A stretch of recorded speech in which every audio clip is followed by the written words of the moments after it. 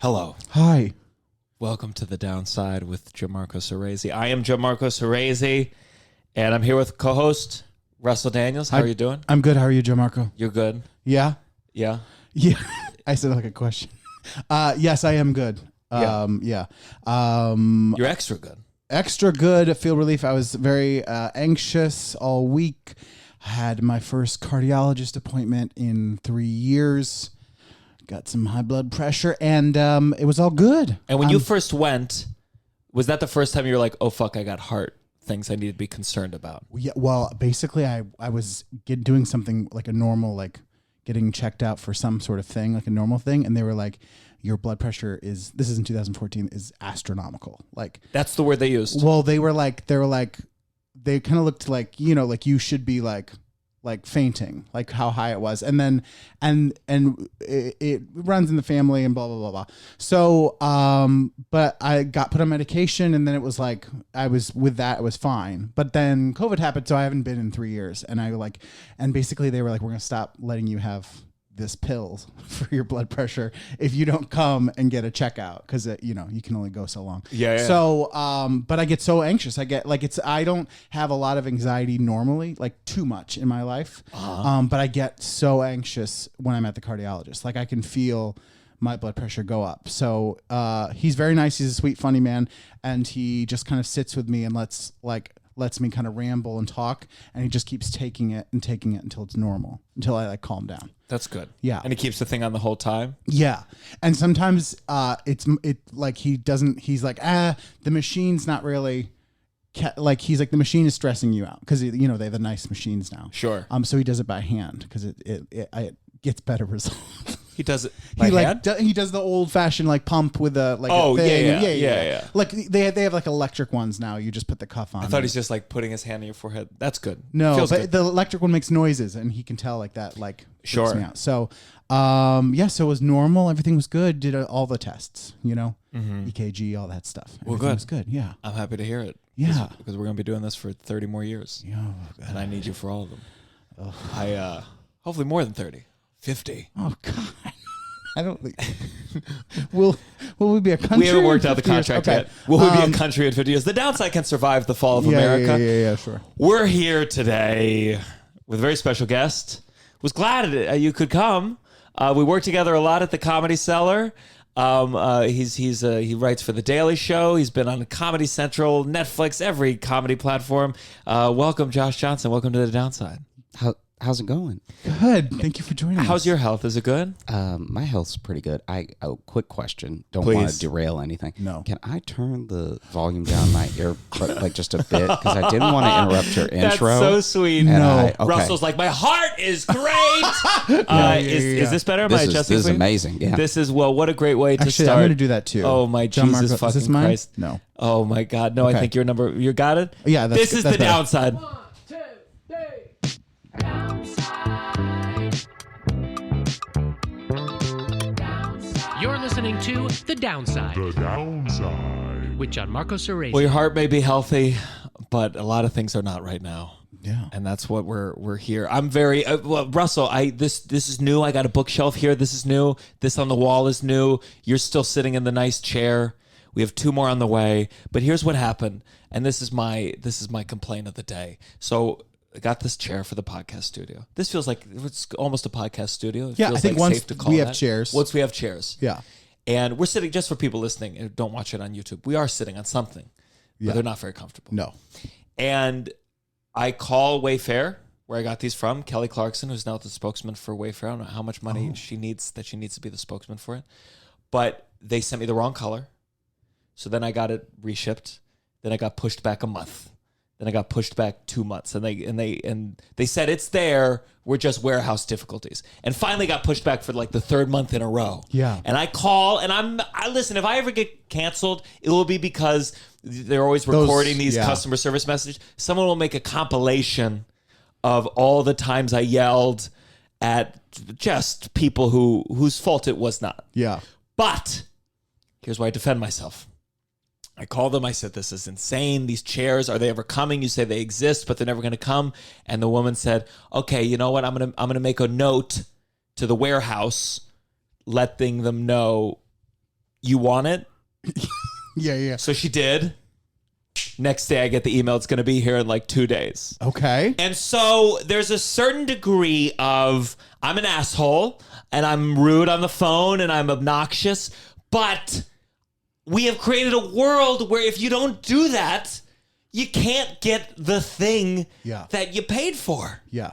I would not have gotten these chairs. It would have been delayed month after month. And when she was telling me what she was going to write down in the note, I was like, what are you saying in this note that I wanted? So do you think they're doing their work based on ranking of like how much of an asshole someone is? Like, because otherwise you'd be just, I don't know when they'd get to you. I don't know. What's preventing it? It's there, right? Yeah, the point is that like they just needed to, what does that mean? You needed to add a note. Yeah. That's like you order a Starbucks coffee and then it doesn't come out for an hour. So you say, hey, can I have my coffee? And they go, oh, you wanted it? Great. We'll make sure you get it now. Yeah. That's insane. Yeah, I can't believe you didn't do more cursing when she was like, you want it? Because that would have been, even though she was helping you and fixing your problem, it's like that would have been the moment to go off. Like, I don't think anyone would have blamed you if you want it was like where you lost it. Even though it's and that's actually the most unfortunate thing is because it starts out, the corporate structure is built up specifically so you will never meet whose fault it is. Exactly. Then on top of that, they made it so that they padded themselves with person after person after person, right? So then they take the full brunt of their day and they hate their life, and it's like that's the structure. But then when that person actually says something that's like infuriating, you almost want to go off squared because you're like, this isn't your fault, but what you just said has exposed the entire like the entire structure behind you. Like it's almost as if this person on the phone had been like, oh, do you want the address of the guy who won't ship it to you? Yeah. And then you're like, yes, I could have had that the whole time. Yeah. I could have had that the whole time. And then it's hard not to go off. I wish there were more leaks of like, I want to know the CEO of Delta Airlines. I want his number. Mm-hmm. I want to be able to harass him and ruin his family dinners by calling and saying, what the fuck is going on? But that's the problem. You have to deal with these people and it's not their fault. No. But I don't get the chair. Yeah. My options are either I push or I don't get the chair. Yeah. And we have to figure this out. Yeah. Because there's just going to be more and more people like me who realize the only way to get through online. I had a different thing. I ordered these koozies. These koozies, I've been waiting half a year for these koozies. These jokes, these are merch koozies, not like personal. I figured. Like these beers are freezing my hand, leaving ring stains. And I called and they said they're shipping them out. I'm like, do you know when you're shipping them out? And they're like, we don't know. And I was like, they said we're finally shipping it out, and then so they said we're gonna ship it out. Then I waited a month, nothing, and I said, hey, I just want to see, did they ship out? And they're like, oh, not yet. And I was like, oh, when do you think they will? And they're like, it's impossible to know. And I said, so how? I said, what am I supposed to do? What am I supposed to do with that? Could it be a year? And they're like, we don't know. And I was like, well, that is unacceptable. And then next day, they're both shipped. Both my koozie packages are shipped. Yeah, this is not good. Yeah. And I know how to do it because my dad was this complainer. Yeah. Like I know how to, I will say, you guys are stealing from me. That's my new line. Oh my God. You guys are stealing from me. Yeah. Because they are. Yeah. But I feel guilty afterwards. And I just don't know. Society, it feels like it's just getting worse and worse in that direction. Yeah. And I don't know what the solution is. I am very different from you, and you wouldn't have the chairs. Don't get my things. You would say, you know what, the podcast is now a sit on the floor podcast. Also, I did have a customer service thing happen today. So when I went to the cardiologist, they did like the survey thing after your, like, how was your appointment? And so I went through and I never do them, but I was like, I'll do it because I had a good time with the doctor. And actually in the office, I had a problem in the past getting through the office, like when my prescription needed to be renewed. So the doctor was like, I told him this at the appointment. He said, yeah, don't call the office. It's a nightmare. Here's my cell phone to like just cut out the middleman. Just go right to him if I have an issue with the thing. So in the survey, I said, I gave everything great reviews except the front office, like if you call it, like calling the office. But then the receptionist called me today to ask what issues I had I thought this was an anonymous survey, and so she was like, You get a knock on the she's door. like, Hey, what she's the like, fuck? "Hey," That's my system. She goes, hey, so you put in the survey that you had a poor experience calling our office. I just wanted to know more about that with your appointment. And I said, oh, well, it wasn't my appointment. It was in the past when refilling prescriptions. And so she just said, oh, so it didn't really apply to your recent appointment. Like being like, why did you do this in the survey? It was and I was like, oh no. Yeah. Actually, this applies right now because I can feel the tone you're getting with me. I feel like filling out another survey, actually. I was like, I thought this was anonymous. Like the person that I basically ratted on was like, why'd you give me a bad score? And I was like, I was like, I didn't know. I won't be doing another survey again ever in the future because I didn't want that to happen again. Well, that's why I just feel like the only solution is, listen, I don't want to say execute all the CEOs in the world. Okay. Because that's not legal to say, I don't think, to like really call for for then that. there'll be new ones. But too. I want CEOs to have to take those calls. You want to have to you want like Undercover have to Boss. deal. What? You want the show Undercover Boss for Undercover everything. Boss, but like it's not like fun and it's not cute. Yeah, it's like yeah, you yeah. suffer. DoorDash does this thing where everyone in the company is supposed to do one delivery a month. oh, you know what the problem with those things, because I worked at Aldi for a while. Okay. And Aldi has a program where no matter what they hire you as, I think you have to do 1 week as each thing. So even if you're going to be a district manager, right, you have to have a week as a cashier and then a week as a shift manager, then a week as a store manager, and then... no week as CEO, by the way. No week of like enjoy being the CEO of the fucking company. You have to so then... It's in order to have that big position, you have to do a week as those other positions to know what it's like. But to me, that's also like not enough. And when you do that, everyone knows that you're on that track. So you get a very different experience. It's like if the boss's son became an intern. It's like he's not getting treated like any other intern. So then the 1 week that you are a cashier, all the cashiers know you're going to be their boss in like a month. So it's not the same, like, you're actually in the trenches, like, getting spit on or coughed on or whatever. You're actually like, oh, hey, do you want to do this while I do this? And it's like, in real life, if you were just a cashier for good, no one would ask you that. They'd be like, go do the thing. You're like, and then all the way up, your bosses are nice to you. So when you guest at a store as a cashier for like a week, that store manager knows you're going to be his boss in 3 weeks. So then even he's like, and we usually do it like this. And like, you know what I mean? He's not talking to you like a regular boss. So it's like the undercover boss of it that I've always liked about the idea of that show is that they could actually, by a random customer, be spit on. Like, it's like they could get the full immersive experience of what it's like to work at whatever company they have by being like undercover. Because then they would also tell us. Sure. Like, I remember someone told me, they were like, oh yeah, this isn't like she did a different store for her cashier week, but then her store manager week, she was like touring our store. And so someone was telling me about it. And I'm like, I shouldn't even know this is happening. I'm obviously going to treat her different. Yeah. You know what I mean? Like this is I like crazy. you explaining that. I would be cursing at her way more. I'd be treating her like shit. Well, I just mean like I'm going to be treating her really nice. Of course. Yeah. Like extra nice. Of course. I was always nice to my coworkers, but I wasn't so nice that it was like for something. Like it's like this very well may be my district manager in 2 months.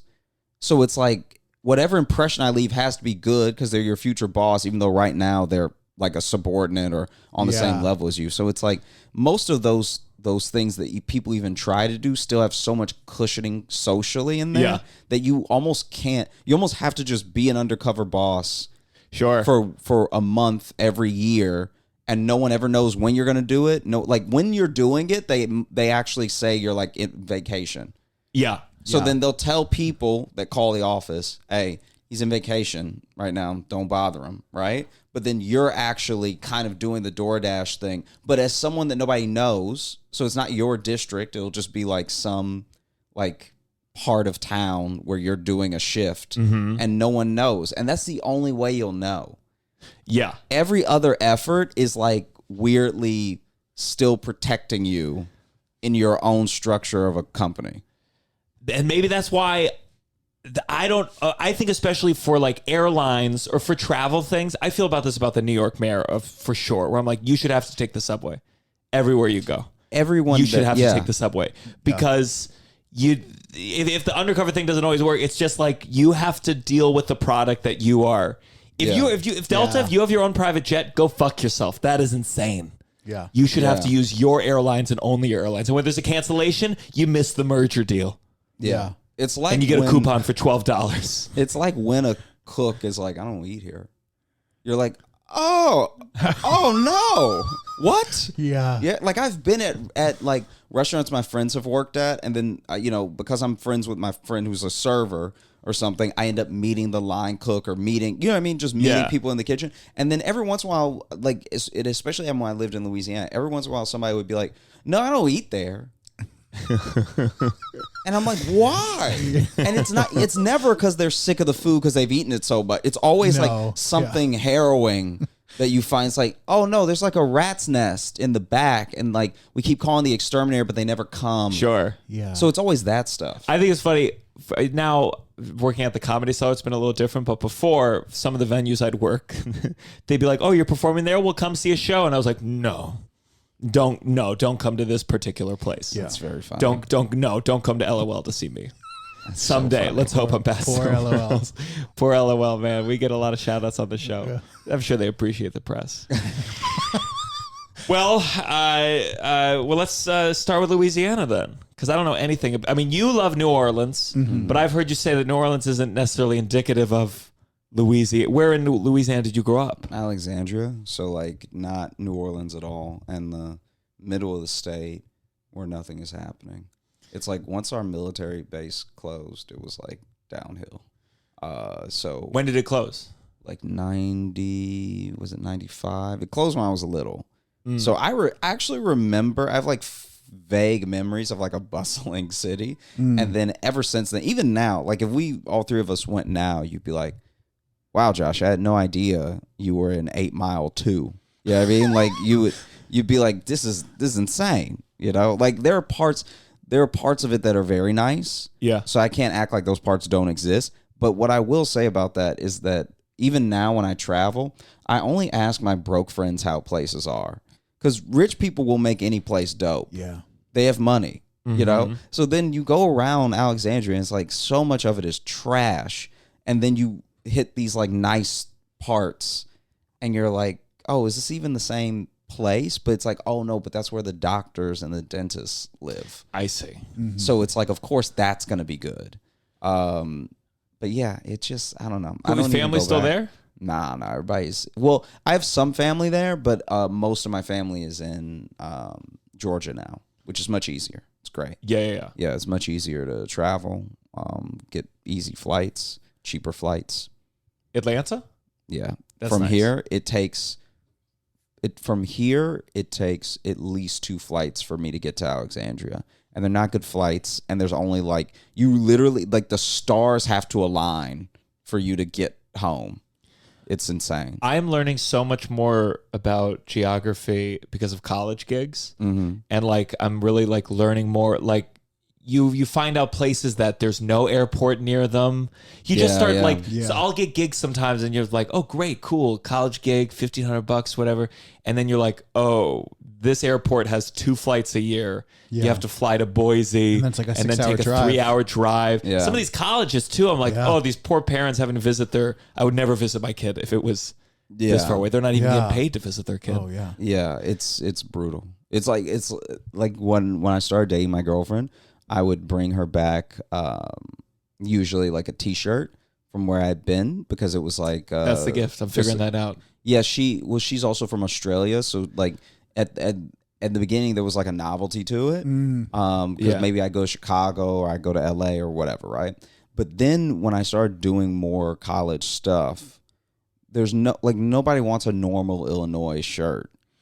And that's actually what let me know where my career was at the time, because I was like, wow, this shirt, first of all, the shirt was hard to find. So people from here don't make a shirt for here.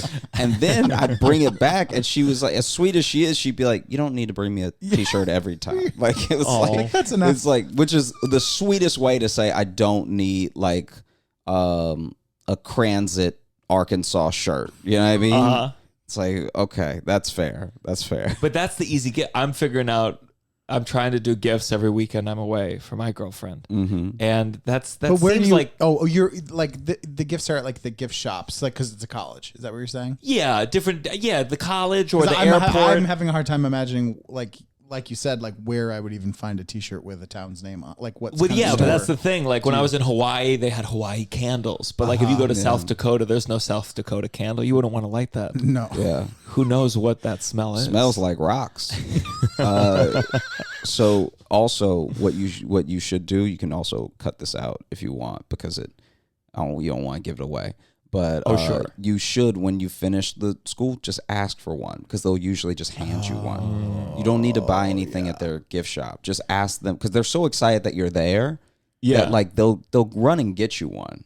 You know what I mean? Like, I gotta do or this. even Put or it in even, your rider. Yeah, like even if you put it in the rider of like, I need a full wardrobe from this. I want the sweatpants. it's like a the big shirt. fan of, you know what I mean? Like, I would the- love my the whole mascot. wardrobe was just random colleges, small satellite colleges, Yeah. specialty colleges. Yeah. That's where, you know, where like my college performing career is at. It's like this college is just for people who study microbiology of anteaters.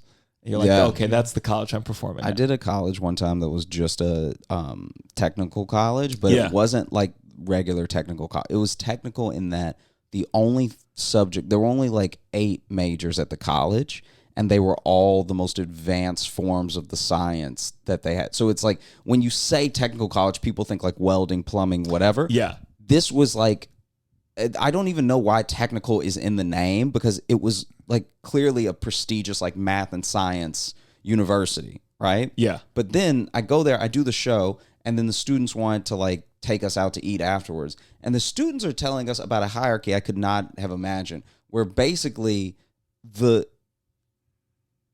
bio majors are the bottom. And then chemistry majors are right on top of them, and everyone else bullies them. They call them kimmies, and they will slap the books out of their hand. So imagine What are a they doing at school- the top? What are they so proud of? I think at the top are like your actual full on like rocket scientists, and then your and then there's what was it? There was one of them that was like, I mean, basically the person who would splice together like people with animals. I don't even know what the name of the major is, but basically there was a bio version that was like higher, but then the bio people that were, this kid said this to me at the dinner, right? Yeah. He was like, because like the bio majors, it's like, that's barely science. Man. With a straight face, like that's barely science. Like completely justifying whatever mistreatments they're not telling me about. Like imagine getting hazed, but like at a school of nerds. So it's not even like if any of these kids went to another college, they would be the kimmies. Yeah. But then, and chemistry, by the way, like chemistry of all things, they're like, the kimmies are a joke. And it's like, whoa. It was so jarring. I love they see you as the comedian, and the bio and chemis are like, finally, we're gonna bully the shit out of this kid. He doesn't know anything. Well, I volunteered. I was like, yeah, you realize there's gave dumber out some people. books. Hit this out of my hand. Yeah. You guys, you deserve one. There's dumber people in the world than the people who got into this school and are gonna go. And then also, by the way, the bio and chem majors are going to go on to be successful. So it's Sure. not as if it's not like there was so there was one at the table who was a little like, you could tell was just swallowing it because they knew they were outnumbered. Yeah. But I was even talking to them at one point, and they were like, "Oh yeah, I'm gonna go to so I'm a senior. This is my last semester because I guess they were gonna graduate early because they're even that smart to like graduate early in the technical anyway." So then they were like, "Yeah, I took a job with Exxon for about like 120, so I think that's a good start." And I was like, "This is the kid you're bullying." That's why they're like, I don't care about destroying the earth. Yeah. Kill all these bullies on this planet. Yeah, I just want my money. 100%. I remember when my friend, he went to Stanford for business, and them just talking about just making 6 figures right out of college. Mm-hmm. Just be like, Jesus Christ. Yeah. I would love, you making 6 figures at your job? No. Okay, yeah. What a weird You're very squeamish about money. I love to just you're put like, it out in the you're like, open. I got $700 for this gig. Because they see it all goes back into this podcast studio. They're going to see the wealth here. They're going to go, something's going right for Gianmarco. He got a new bookshelf, and then it's broken the next time. I don't know if this. Yeah, this might not have anything to do with anything. That's what great. podcasts That's are for. great. Yeah. I think that my main thing that's been bothering me a lot for maybe like, especially the past 2 years, because pandemic life has changed the trajectory of all of it and how we focus on it. I think I'm done with people who like announce their dating standards because they're lying. Mm-hmm. They're Of course. they're always lying. Like it's never. Actually, I won't say that. Can you give an example of like not a real person? Yeah, but when thing. people are like, I just want like a cool person that's like whenever they make themselves sound ridiculously reasonable, I'm like, no, because also they'll act like I don't know them. So it's like, I remember the last 3 partners you had. So I know that's a lie. Uh-huh. You know what I mean? Yeah. And then I think I especially feel for it with like, the people I feel for it the most with, I think, are like female comics. Because what happens in the world... Don't get Russell started on female comics, my God. But I'm saying like what happens in the world, right, is that we as comedians just do our thing, and people come and watch us, and they like us, don't like us, whatever the thing is. What ends up happening is that outside looking in, you'll always have a dude that's like, man, I just want a girl that's like chill, that can hang. And it's like, no one can hang like a female comic is the best hang you're gonna get if we're talking about hanging out and joking around and all that stuff like that. But then they start dating a comic, and then she comes, and then she's hanging out with your friends, and she's a better hang than you, and now you can't handle it. So now you're like, hey, this is my friend. You should be making my friends laugh at the barbecue. That's my job. And then people don't actually want it. It goes the same way with a lot of women to male comics, because like a lot of people will be like, I just want, like, a lot of, even some of my female friends do it. They'll be like, I just want a guy that's like cool and funny and everything. It's like, all right, first of all, you're gonna make whoever you're attracted to funny. That's what's gonna happen. Sure. I can't tell you how many times, knowing that I do comedy, a friend of mine will be like, you should meet my boyfriend, he's so funny. And then this is the blandest. Do you think it goes the other way around, or just women to man? Because I feel like if I'm with a woman who's not funny, I can't fake it. I don't fake it. I don't like there's a thing that's so detached about attraction to me, is that because men are more like visually stimulated when it comes to attraction, then there's just going to be things that we're like, no matter how rude it seems or no matter how odd it comes off, we're just going to be like, oh no, I know this is like even a bad person, but they're a hot person. Sure. Whereas if you're a bad person, and especially if you're a bad person to a woman, you will become less hot to her eventually. So I've known women who are like, in the beginning, they're like, oh, he's so cute or whatever. Then he does like 2-3 things, and they like don't see him the same way.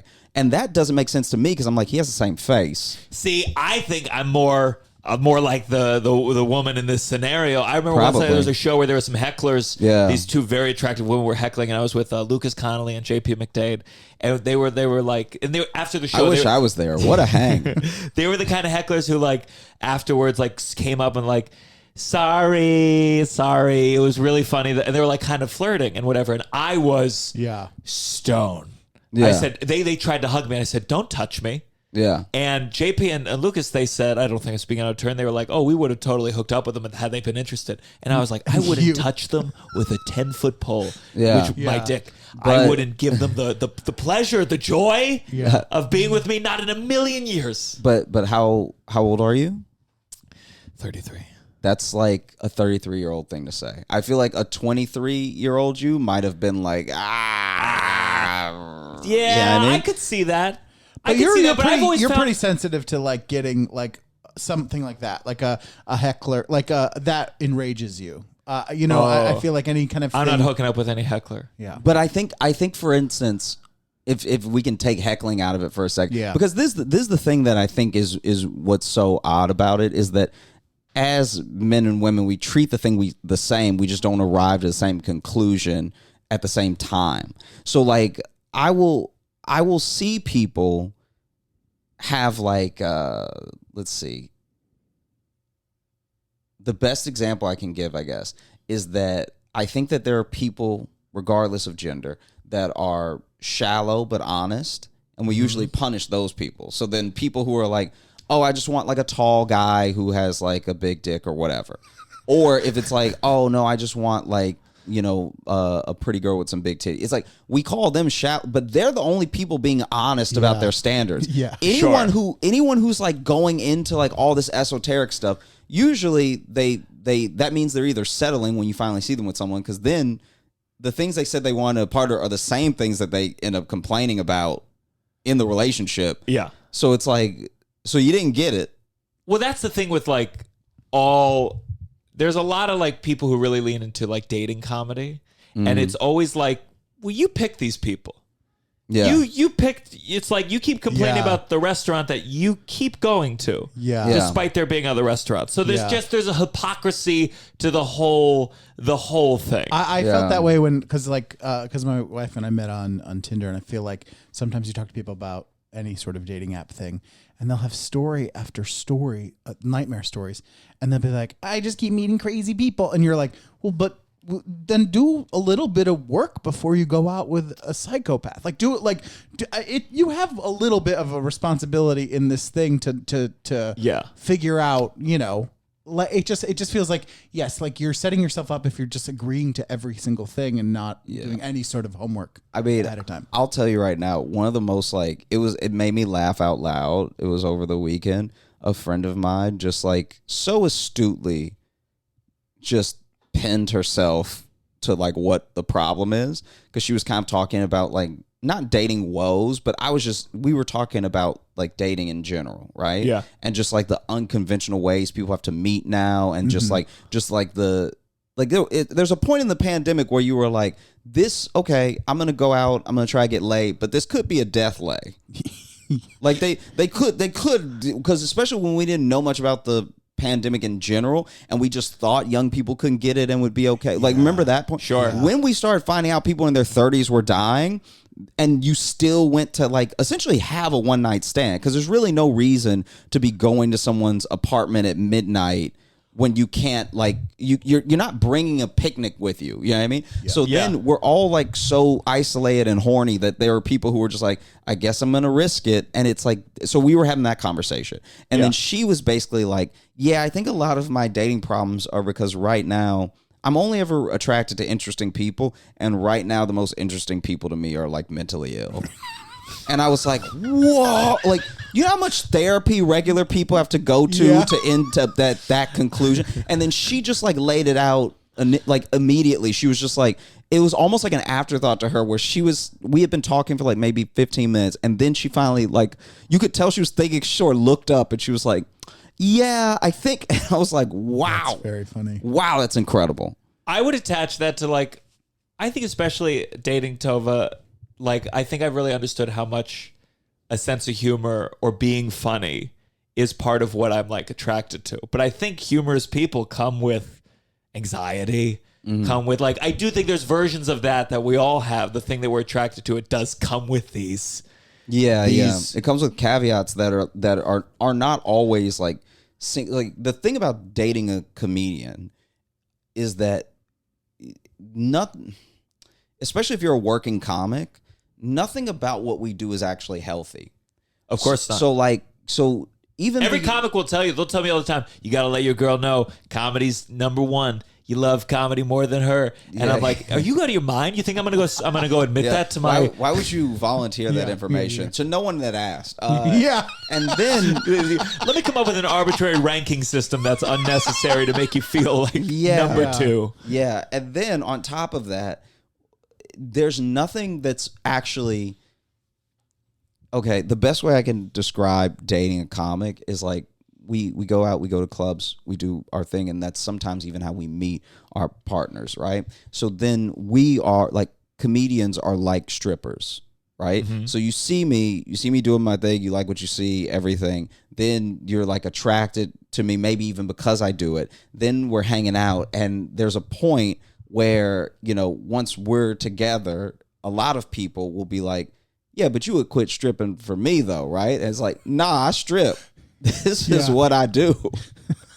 I agree. You know what I Yeah. mean? And it's like that's a tough thing to reconcile with, on top of the fact that in order to be good at comedy, you have to be deeply self-aware, and you have to be depending on the type of comedy you do, but for the most part you have to be like deeply analytical. And those two things lose their luster almost immediately, because a self-aware person will also lay something out to you that you aren't ready to, like, so a self-aware person, the same way that they can take themselves apart essentially and break down why they did something or why they are the way they are, maybe they can probably do that to you, and maybe you didn't sign up for that. So it's a very different conversation if I'm talking to my friend and I'm like, from all the stories that you've told me, it kind of sounds like you're attracted to interesting people, and right now for you the most interesting people are mentally ill. That's a very different thing to say to someone than to have someone say about themselves. Yeah. You know, it's like, one is, wow, I want to know more about your journey, and one is, we're not friends anymore. Sure. And I think with my current girlfriend, we're both. I consider her a comedian, even though she has to me very much a comedian's mind. And She's so in the we world both, as well. What was that? She's in the world as well. Yeah. So oh fuck, Russell, your camera fucking died. I'm gonna figure out with my phone. Okay. Yeah, she's of the world, but she just so we both, I think, have that analysis about each other, and that's why we can see it and have like tough conversations because of it. Yeah. Whereas, And that's why, but I need to be with another comedian, because I think if you're not, sometimes you feel like it's one-sided in a way. You have this like tool. I think that it can be, but it depends on what the other person does and what their mind is like. Because there are plenty of people who have like comedic minds that aren't funny. So then it's like, that thing is still kind of the same to me. I think a deeply analytical person in a different way will still fulfill that, even though they won't really get why it's so frustrating that this callback didn't work tonight. I think they'll still get why you need comedy. Sure. Yeah, I mean, like I think that at the end of the day, that basis is the biggest thing. And I think that for a lot of comedians, I guess one thing I will say is that in all of my dealings with friends, acquaintances, everything, the types of people that I personally don't see running around saying dating standards out are comedians. I feel like I don't catch comedians at all doing that thing. Beggars can't be choosers, I guess. Beggars can't be choosers. And even past that, there's something about like the self-awareness it takes, because this is my biggest pet peeve with it. This is what gets me upset. When people talk about their dating standards and what they would like, all it is a checklist of dope stuff. Yeah. You never hear anyone go, I need someone who is very patient because I can be a lot.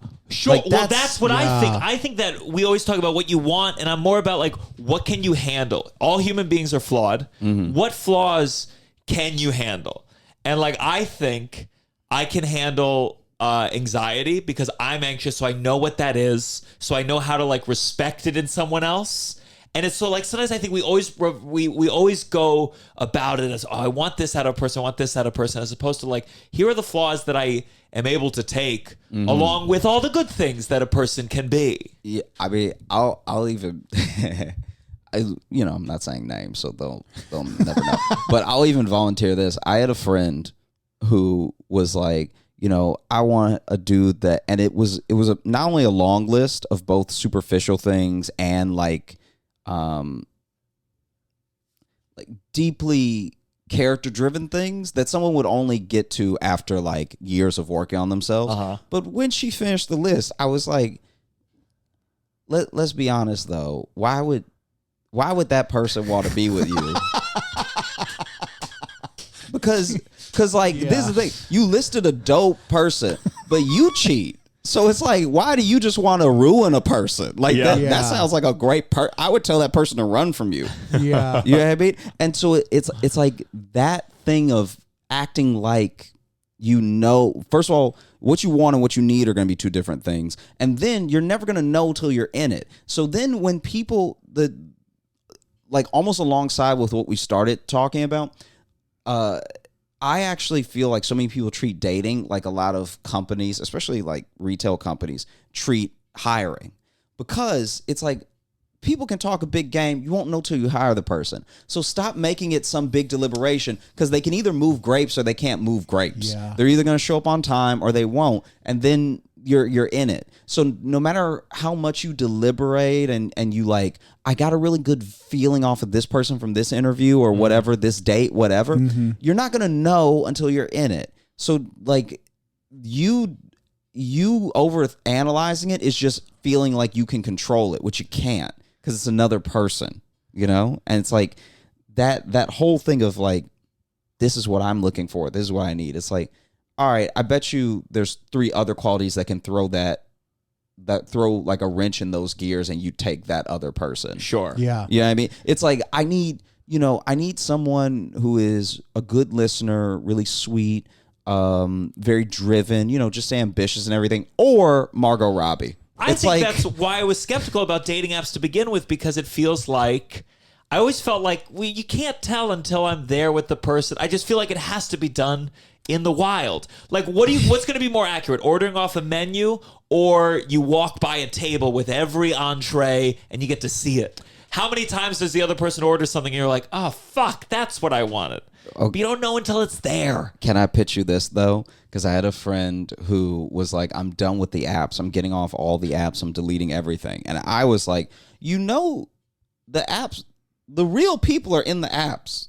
So now you're just going to meet them all slower. Yeah. Like it's not like you didn't get away from any. They're not only in your phone. So now you're just gonna not know when they're in proximity to you. I'm not saying the apps are great, but I also think we get the worst versions of ourselves on each app. For sure. But to your point, I did not know how to pitch myself at all. Oh yeah. I mean, it was dreadful. I had my roommate, this guy named Torrance. When you say pitch, you mean first message or pictures, everything, like everything. Just the online persona. I didn't know what I was, how to present myself. I wanted to be funny, I guess. Yeah. But like, especially when it comes to like sex, like pictures, like being sex. Ugh. Yeah. I think my picture Yeah. was I was wearing a tank top. I looked good, but I was like in an airport bathroom when I took it. It was all wrong. It was all wrong. Yeah. Yeah. I had a headshot on there. That's terrible. Oh, That's yeah, real yeah, bad yeah, form. Yeah. You cannot have a headshot. No, you can't. Okay, but do you think then? Because this is the other part of being on them and using, because this also falls in line with the standards thing, because then people put their standards in their bio or in their first message, or depending on how the app works, depends on what they project to the world that they're looking for in someone, right? I feel like all of those instances, except for some of the instances of the pictures you post of yourself, are also situations people would have seen you in. Like, it's literally all the same. It's just packaged differently. So then I know that I pick my first 5 pictures on whatever dating app, but they are pictures of me that a person could have been there for, unless they're like, specifically like airport bathroom or something like that. Yeah. But then outside of that, it's like, okay, a picture of me with my friends hanging out on a camping trip, a picture of me on stage to let people know I do comedy, whatever the thing is. And so I just think that there's no right way. All of it is about diving in. And I think that setting apart standards and then setting apart like how you meet the people is just a way of trying to feel like we can control it when we really just don't. A lot of people can't help who they're attracted to as well. Of course. How tall are you? I'm 5'8". What do you think about the like tall guy discord? There feels like there's been a very kind of like, everyone feels very comfortable being like short guy, tall guys only. Now there's like a short king renaissance, I guess. Yeah, but like, This thing about you know short what it kings. is? It's honestly the two groups that I feel like understand each other the most and have it really rough in dating are like short men and big women, because both of, especially for straight people, both groups that are the opposite have no problem openly shitting on them and being like, don't be this. You know what I mean? Yeah. And it's a thing that if it was any other group or if it was any other type of person, we would see how like monstrous it is. Like it's like literally kind of evil. And for some reason it's like acceptable. I think the two reasons that it's persisted and it like it feels acceptable in polite society are just because those are two situations in life where you can probably still be okay, but then people get very blatant. Like it's almost like a group think that if we can all be blatant about this thing, it's all right, you know? Sure. And I feel like not this might sound more spiteful than I mean for it to sound, but it's why sometimes I don't feel bad for people when they get themselves into a pickle dating situation wise, because I'm like, if one of your things is just tall, then like, yeah, you're gonna get what you're gonna get. Like if one of your like, I guarantee you West Elm Caleb wouldn't have happened if he was short. But let's go on to our next segment. This has gotta stop. This has got to stop. Do you have a thing that's got to stop for us, Josh, other than making lists of things you want out of a partner? Okay. There's no way that I don't come off like the worst curmudgeon. But like, this is the downside. I mean, this is the place to be. Here. This is the right place for it. I don't know if I can fully get on board with. There's how do I put it? There's an instinct to be excited for everyone that's about to have a kid. And we can't do, because I know, not you, but you as an example. It's like if I know you and I know you're like out of your mind, I can't just keep helping everyone lie to you that this is great news. But it's like there's nothing to be done.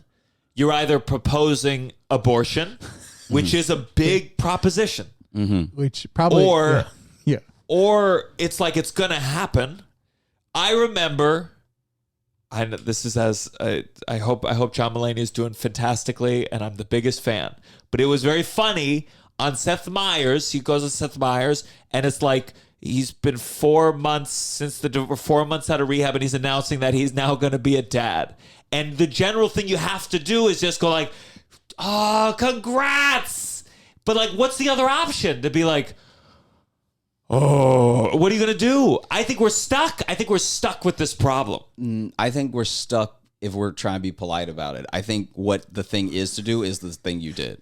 I think that if someone is like a lunatic and they're like, oh yeah, I've been dating for someone 2 days and she's pregnant, I'm going to be like, oh no, what are you going to do? Because that's that's what I'm thinking as well. And I don't know if I give them anything by pretending, because you know what else it does inadvertently? It makes it, no person feels the same way about everything, and no group feels the same way about everything. And so there are going to be people that help color the experience by being like, oh,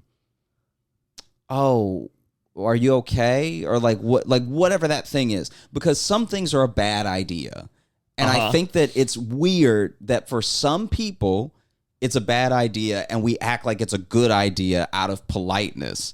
But at least one person, whether it's because they know you really well or they don't know you at all, at least one person in your life should be honest with you when you're making a huge mistake, or when you're like, or when you haven't thought something through. Because I'm not saying that there's anything for us to do. I'm just saying that, like, oh, hey, all right, just so you know, that's going to, like, change your whole life. So, your whole life is different now. It's even different right now. Kid's not here yet, and your life's different now. Because the kid will always be about to be here until the kid is here, and then they're your kid forever. And I think that there's not enough like weight put on it. It's like if you knew I was in debt, yeah, and then I was like, hey my man, check this out. And then from under my shirt, I pull out the biggest chain you've ever seen, and I'm like, $100,000 right here. You wouldn't be like, "That's great, buddy." But I You'd be think the difference is the chain comes with a receipt, and a baby is. I think that the response would be like, how pregnant? How long in? How far in? What state do you live in right now? Even questions are better. Even questions are better than just like, great. But if your question is like, what's the legal amount of time before you can get an abortion? Yeah. That's the first question. See, but I feel like, if I'm being honest, my natural thing isn't even like faking a congrat. I feel like if I was being honest, it's more indifference. I've had friends that got pregnant and I did the congratulations thing and then forgot. And then 4 months later saw them and like, oh my God, I forgot they were pregnant, just because it doesn't register. What in my would you mind. say? Well, because I'm like, they're doing their own right life. now. You know me. You know my life is. Oh, no, if you told me. Do it right now. So my life. He knows my life, and I'm a bit of a messy person. But so if I said Russell, big news. Kill it now. I wouldn't hesitate with you. I would be like, You think but kill it Here's the thing. I don't know that many people. The people that I know that have had kids I was expecting it, is what I'm saying. Like, in my life, or their cousins that I'm like, don't have much of a relationship to. I haven't had the experience yet of like someone we have one friend in New York that had a baby. That's the only person that I know in New York that's had a baby. Yeah. So that I'm like, but what would you? That was shocking. But truly, what would you? So I would say, are you? I would ask you what the options are. If I can't, Russell. Oh, you're going to be excited. Okay, Russell. Guess what? Tova and I are having a baby. I would say congrats. I would, and See? and it You would be fucking it would be liar. wrong. It would be wrong. It would be wrong. It's Now, like what would they're- you say? You only know me so well, but if I came Yeah. to the cellar to a 2 a.m. spot on a Saturday, I was like, hey, Tova's pregnant. I don't know what your financial situation or a bunch of other things are. So I would be like, oh, okay. So like, I would more ask questions about if you were going to stay in New York. Because I feel like that's also a thing that You say, so when are you moving? kind of like, Yeah. like I think that it's a very distinct decision to stay here and have a kid. I know people who got pregnant and knew they were moving as soon as they realized they were pregnant, because they were like, I can't raise a kid here. I've seen too much. I think I've seen too much as an adult to raise a kid here with fresh eyes that I don't. Oh. So then Have you seen any comics at the cellar? Like, they have their baby and they start bringing it to the comics table with the baby. I've never seen a baby in the cellar, I don't think. I think that then also goes back to self-awareness. Sure. I think that I don't know a comic that's a cellar comic that wouldn't recognize that bringing their baby to the comics table would completely kill the vibe. It would be interesting for 4 minutes, and then it would be a huge I think bummer. that's too long. They would also if they did do it, they'd have to sit on the outside of the booth so that they could easily get up. Yeah. Because if they're in the middle of the booth and now 3 people got to move because the baby the baby actually shit at the table, and someone's trying to have like their chicken cutlet, and the baby, and you can just smell it, and you can't not smell it right away just because they leave. It's like, it's too much. Yeah. And We smell enough as it is as Yeah. comedians. And so I honestly think I would be like, oh wow, so what? Like, I would almost get a read from you, since I don't know your situation as much. Yeah. I'm more talking about people who I know, and there's such a fallacy that like sort of love is all you need and all this stuff like that, and I know people who I'm like, right now you shouldn't. I can't control you. I wouldn't try to. But outside looking in right now, that's a bad idea. So then if they told me, I'd be like, oh, God. Like, one of my best friends had a pregnancy scare, and I wasn't like congratulating anything. I was just like, so what are y'all gonna do? And he was like, well, we're gonna wait out the next like day because this might be a false whatever. Yeah. And then sure enough, it was like, they only took one pregnancy test, and then they didn't have another one to take. And then they took another one the next day, and it was like, I was like very much like, what are y'all going to do? When I was dating, I always wore condoms. But once I was with someone and it's probably bad what they did. They took it off in the middle. I didn't have much time to really give it a lot of thought. But Yeah. but like I That could never. sounds real bad. It was real bad. It was real That's bad. how- It was real bad if I wasn't like immediate, like, oh, okay, I guess this is. yeah. But so yes, real bad for sure. Yeah. But I remember, this is how I know I could never have dealt with pregnancy scares. It was terrifying because she lived in London, and so she went back to London, and I would check her Instagram stories because I was so nervous that maybe she got pregnant. And I would check her Instagram stories, and the moment I saw her like drinking a martini, like, you know, a couple months later, I was like, "Oh, thank God, she's either not pregnant or a very bad mother." Yeah.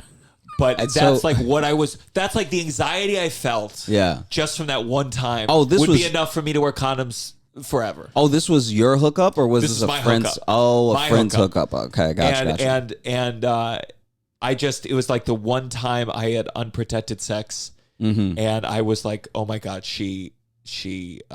Oh, but you didn't talk about this thing with her. Like you didn't express to her that you were worried that she might be pregnant. No, because it was like a 2-night stand thing.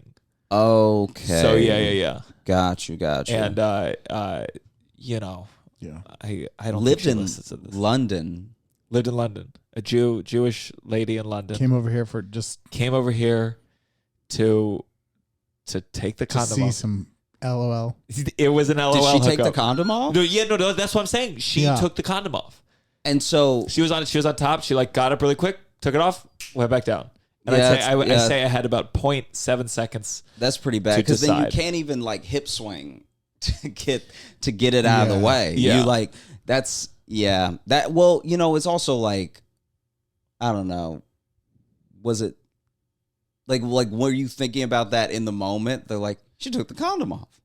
Yeah, it happened. It just happened so fast, and then Yeah. it was immediately like too late for me to change my mind. The deed had been done, and then it was having used a condom for so long. It was quite nice, and so I think like in my head, I'm doing very quick math of like, well, there's already been 3 pumps.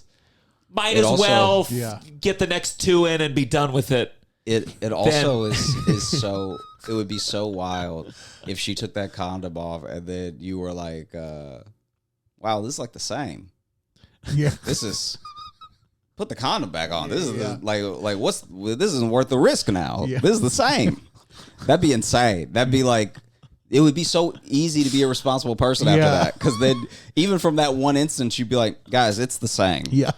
All right. Sadly, it was very much not the same. It was. It is uncomfortable how much not the same it is. Yeah. It's like it actually feels like because just from the world, I'm only talking about like from abroad, like if you were an alien and you were looking down the world and you were watching human behavior, it just like dick to vagina is just not even is just not even close because even I feel like my friends who are gay still don't do the dumb things for other men that I see men do for women when they're like in it, when they're like, oh, I just want to get to the, you know what I mean? Yeah. Yeah, So yeah. that's actually what makes me think dick must not be worth as much because all my gay friends are just much more sensible people, even as sexually driven people, right? So then I'm like, that doesn't seem fair. But then it's like, well, what could be switched? And I feel like it would be weed. I feel like people should have weed in between their legs and you should be able to smoke pussy.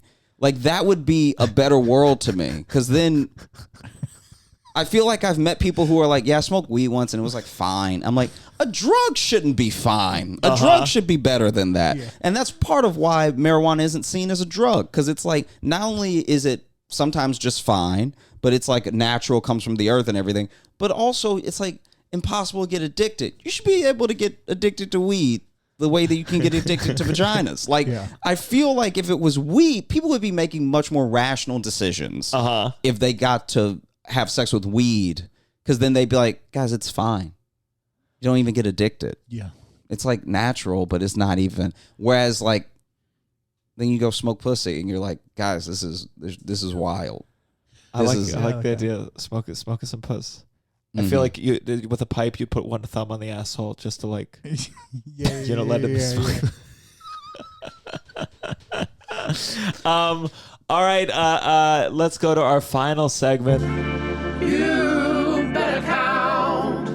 your blessing. You better count your blessing. Russell, do you have a blessing for us today? Just a quick, easy one. My blessing is Dr. Schwartz giving me. It was nice of a doctor in New York City to give me his cell phone number to reach him directly if I need to be, with the anxiety that I have around that sort of thing. So that's and you're not a call abuser. You're gonna no. I'm never gonna call. Like it would only be if it's a prescription thing. I think you could be dying and you'd be like, I can't bother him now. Yeah. No. I think so. I'm gonna get out of this. I thought that was lovely.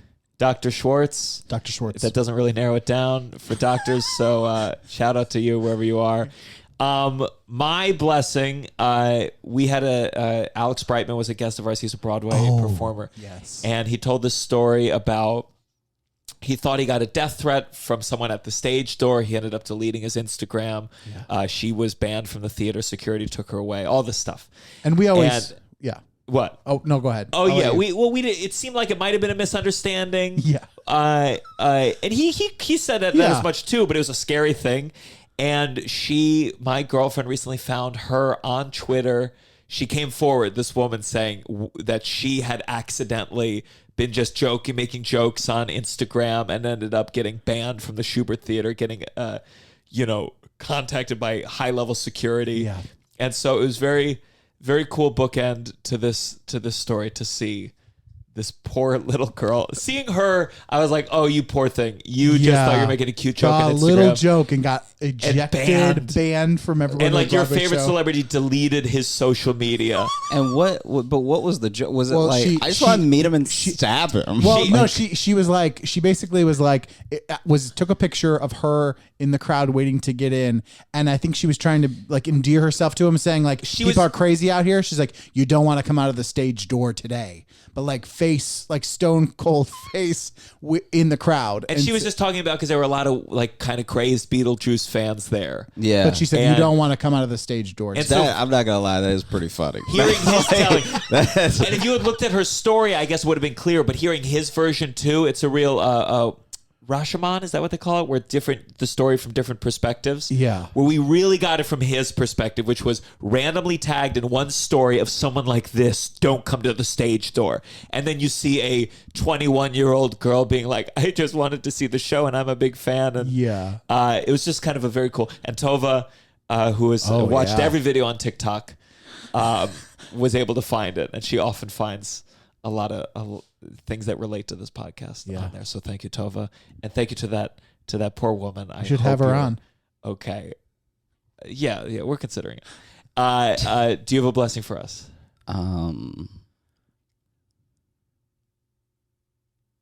Yeah. Okay. Wait. Let's see. Make sure this is okay. So my dog, whose name is Chance, he very much loves the snow.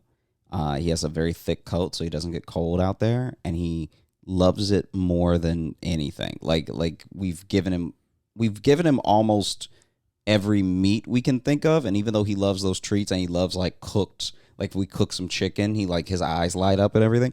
The snow is just like another level, right? And it snowed a little while back, and there were some mounds that were made near the trees and everything in our neighborhood from people shoveling the snow out of the way. And he loves to climb those, and he climbs them like a little bear. He's a Shiba, but he has such good jumps that he just jumps and then like hugs the tree with the snow on it. And I'm just very grateful that I got to see that. That's like a level of joy that I had never seen in an animal, and I don't know if that's like such a particular part of joy that I hadn't accessed it until I saw him do that, and how much he loves it. And so that's definitely something that sticks with me. As a depressed person, I think about dog, like one thing that dogs like show you very frequently is just kind of joy that you're like, oh, that's possible in some realm if I can forget about these other things. So that's a beautiful one. For those listening, just anything you want to plug? Oh, yeah. So if you have liked me or anything I've said, I also have a podcast. called The Josh Johnson Show. I talk with my good buddy and fellow comedian Logan Nielsen, tell him stories about going on the road, stories from life and everything. And we just have a generally awesome time. And then other than that, do you know when the episode's going to come out? I'm not sure. Probably like in a month, though. Okay. So a month from now, my mixtape should have dropped. I have a mixtape coming out on all the streaming platforms that you can listen to things on, every audio platform, called Channel Black. And it's me, Dulce Sloan, Ashton Womack, and Randall Otis all came together and made like a comedy compilation tape. Nice. And it's us, and then it's clips from lesser known speeches from like popular black activists and everything. And it'll be very fun. Check it out. What activists? So we have one from Marcus Garvey, and then we have one from Dick Gregory testifying before Congress about getting more resources into like poor neighborhoods and everything. And so we use those as sort of like interludes between the comics. Fuck yeah. What was the name of that again? Channel Black. Channel Black. Russell, I don't know. Yeah, Uncle Function. Just put Uncle Function. Was it second Friday of every month? Second Friday of every month. Asylum NYC. And then for those, just a reminder for the downside, we took a pause on the Patreon, but if you do want to join the Patreon, you get access to all our back episodes, and we'll let you know when it's reactivated. And I know some of you are probably wondering, we had to remove some of our old episodes because of some things Russell said. Fuck you. That there's a video going on, a compilation if you want to see it online. Yeah. But find me online. I'm going to be, I think the big one is I'll be headlining Dynasty Typewriter March 30th in LA. But I'm doing a lot of stuff. Gilda's Laugh Fest in March, Comics Mohegan Sun in August, DC Comedy Loft in November, and there's gigs in between those dates. So find me at Gianmarco Soresi everywhere. And, I hope you enjoy. Tell your friends about the downside, but otherwise, just sit back tonight, relax, and smoke some of that dank pussy pot. This is the downside. 1, 2, 3. Downside.